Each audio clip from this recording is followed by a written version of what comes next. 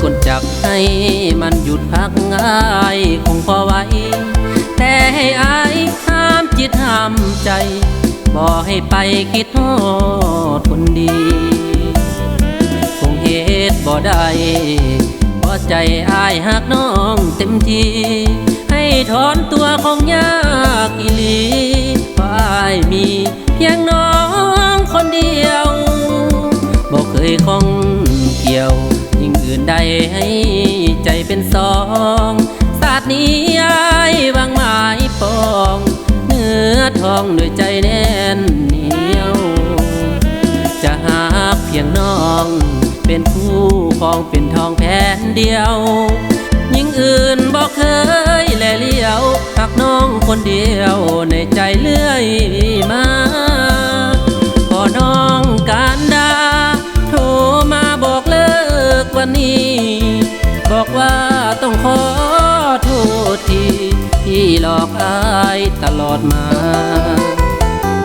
คือง่ายแทดน้องว่าเจ้าเว้ามันออกมาบอกหักแล้วมาบอกลาเหมือนว่าบ่มีหัวใจคงเหตุบ่ได้ให้ตัดใจลืมน้องทันที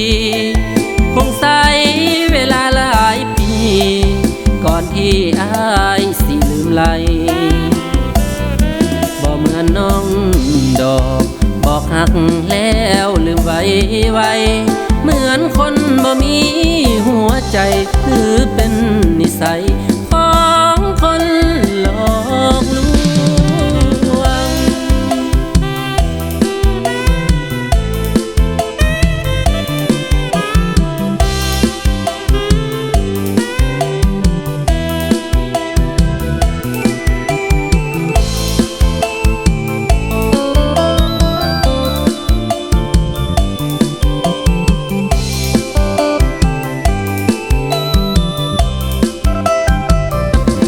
น้องการดา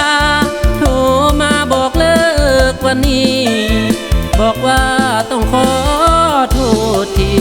ที่หลอกอายตลอดมา